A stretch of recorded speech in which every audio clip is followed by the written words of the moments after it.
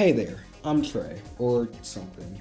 If you don't know me, hey, I make videos on the internet about the stuff I like, mainly video games.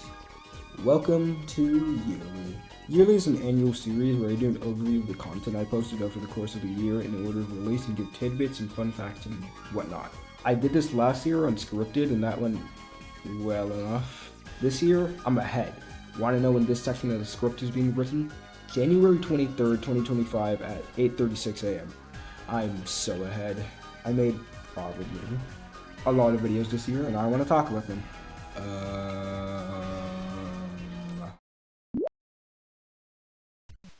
Yearly 2024 was born via an impulsive shower thought. I want to get something out before Christmas and before the last video at that time turned a month old, so I scrambled to get this one out and done.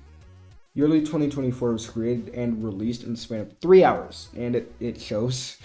The footage for this clips from other videos, not like I really had anything else to show. And did I mention that it was recorded in one long take? I had gone Christmas shopping the same day and had like 5 hours until the clock struck 12, so I had to hurry my ass to release it.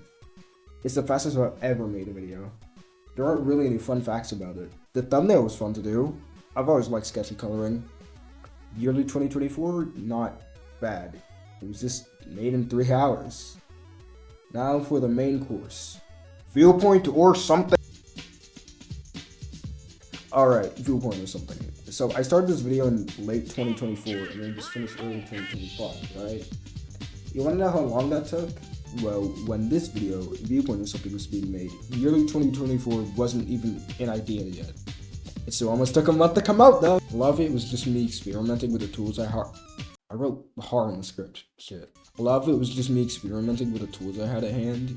For example, at the beginning of the video when all the text keyframes are on screen, it reads, "I hope this looks cool." That was a genuine comment, not a joke.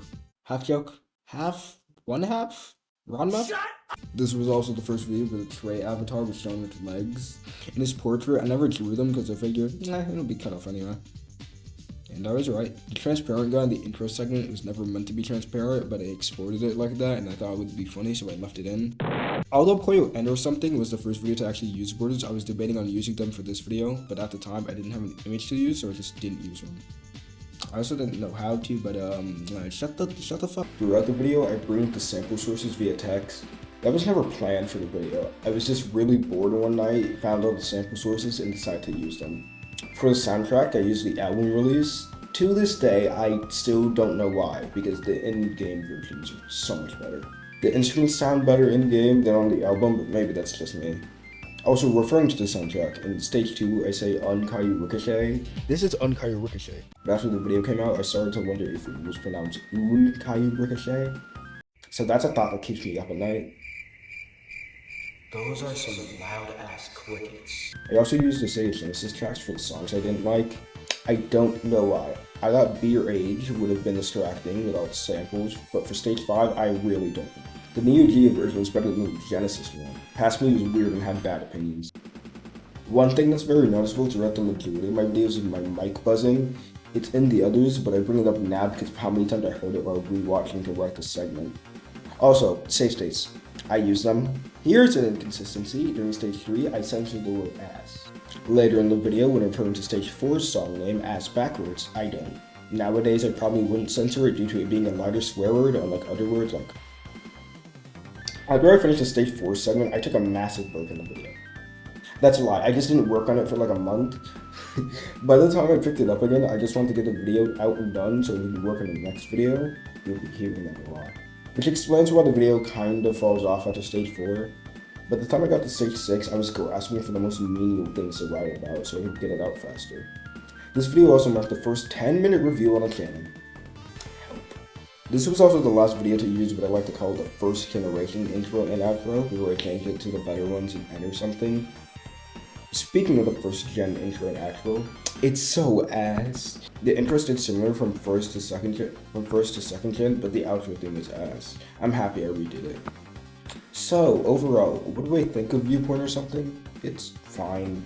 Like most of my other or somethings around the summer, it felt less like a review and more like an overview of the game. For example, stage 4 has like 7 whole sentences. Why? I could have done so much more. I just think the problem was the way I wrote the script. I just briefly did an overview of the game and its mechanics without adding much. I tried breaking out of this style with my videos that came after this one. If you watch the videos in chronological order, I feel like you notice a gradual change in the way I write and how I review something. And before I move on to the next video, the thumbnail. It was drawn 10 minutes, it's bad. While Viewpoint of Something isn't my favorite video that came out this year, I hold it in high regard as it was the last video before the second generation of Creator Something started. Next up is... Yo, I'm in this good ass... I'm in this good ass bowl of clam chowder right now. Tastes very good. Clam chowder, dude. Pollo and or something. This is Pollo and or something. This one's really good. This is one of my favorites that released this year because I feel like this is sort of the new generation of my content style. The new intro, the editing, me being actually, it's somewhat kind of fun. To me, this video felt like the start of a new era, although it really is just a better version of what I was doing before. I started using that grid background around this time, which I use a lot, so that's a fun tidbit. I started using a border which was long overdue. Going back to my other videos, it just seems weird without them. I also changed my slogan and banner around the time. It was making whatever, whenever, but I changed it to things are cool, why not talk about them, which I feel like describes what I do in the channel better. My friends really seemed to like this one, as my friend texted me about the horse joke like 30 minutes after the video released, and he was like, I'll admit, that was funny, which is why I did it again on Pollo Pop or something. The border changing on where it was in game was fun. My small little talk about it being hard to find new stuff to talk about during the volcano stages was half true. I do find it hard to write about Pollo game after Pollo game after Pollo game after Pollo game after Pollo game. Which is why the next game I covered was also a Pollo game. I was more free for the music choices for this video. For Sue and Sun or something, I exclusively picked music from those games, but with End or something, I just picked music from the whole Pollo series. There's an era during the Draco Centauros fight where it said it lasted under a minute, and it lasted just slightly over a minute. Luckily, I caught myself and made a joke about it via text. Speaking of jokes, this video has some good jokes in it. The horse hill, Chiro, my phone going off, it's never scripted, it happens mid-recording. I will admit that even though this video is good, near the end, I kind of just want to finish it and get it out. I told you you'd be hearing that a lot. This isn't the last either. I want to take an educated guess and say that this was the longest video I've had to make, editing and recording wise. I had like 2 hours of footage with only like 10 being used. I really wanted to make a video that wasn't Pollo related, which I can see why. At the time, like half my videos were Pollo related, and even though I loved the series, I wanted to cover more of my interests. After all, my slogan at the time was, things are cool, why not talk about them? Overall, End or Something was good.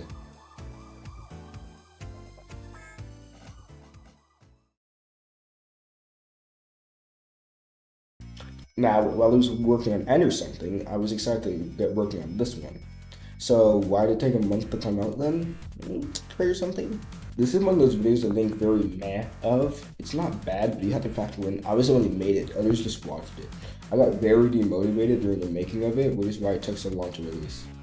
I had thought this game would be easier to make a video on than End, and I was probably right, but it took so long that, say it with me, I wanted to work on something that was not Pollo related. After this video, I did take a break from Pollo, focusing on other games and stuff. That's all the behind the scenes stuff though. What do I think of the video as a video? It's certainly an early Creator or something video.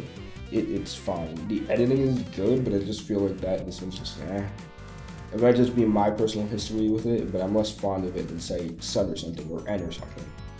Let's talk about Easter eggs and cool stuff.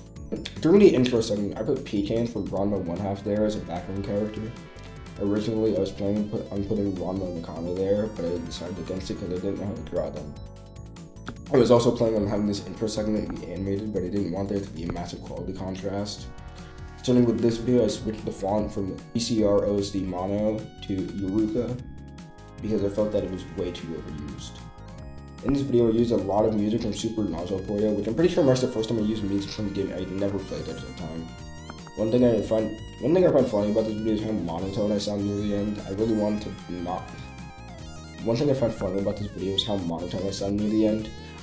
to make something not Pollo related. If you compare how it sounded at the start of the video to how it sounded at the end, it was insane. There's an insane tone. I brought up how similar this game was to Player 2 multiple times in terms of music and gameplay, but one thing I didn't bring up was how even the unused music was from Siri. My overall thoughts, this video isn't bad, but I think less of it due to my personal experience working on it.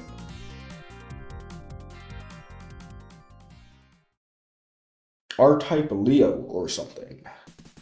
R-Type Leo or something was where I realized, wait, I don't have to be consistent, I'm doing this for fun. Which explains the big ass gap between this video and Play Pop or something. This is one of my least favorite videos of mine. It's just boring. I know that calling it boring just doesn't kind of make sense because I made it, so of course I'll call it boring, but just, I don't even have any trivia for this one. This video's just not good. Next.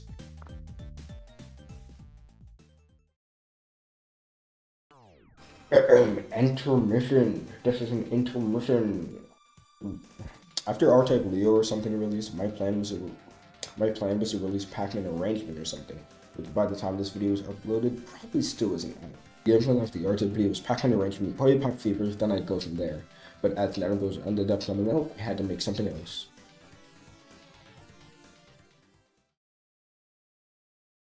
The best puzzle game of all time, Puyo Puyo Su.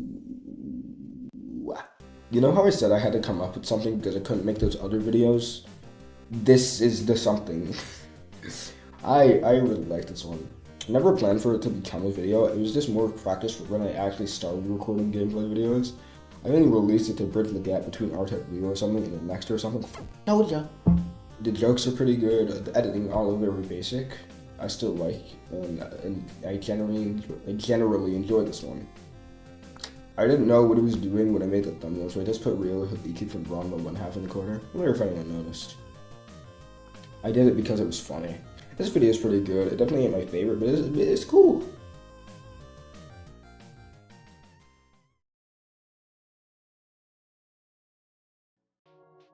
Third Strike. This is one of my favorite videos I've made. Not just at the time, but in general. The editing is on point, the jokes are good, it's just really good. As far as thumbnails go, again, I still don't know how to make good thumbnails. I did hide a Ryo in the corner like last video, so no. At this point, I just settled on it being a running gag. This is one of the best videos on the channel. How to Draw Draco, the Trey way. This is one of the most self-indulgent videos on the channel, yet I love it. I was really bored one night, so I drew Draco Centauros. I actually liked it enough and jokingly wrote below it, how to draw Draco, coming soon. And then an hour later, I started scripting and editing, so win! The script was done in 20 minutes. That's how good this video is. The editing is super fun in my opinion. The fanfare joke I was laughing really hard at in editing. Most jokes in my videos are just to make me laugh. I don't really care if they make others laugh, I just like having fun. I also really like the thumbnail. I hadn't had a video where Jeff the channel artist did the art release yet. And since this video was an art tutorial, I drew it. I'm a big fan of how I drew his expression here. This video is one of my favorites this year. Hell yeah.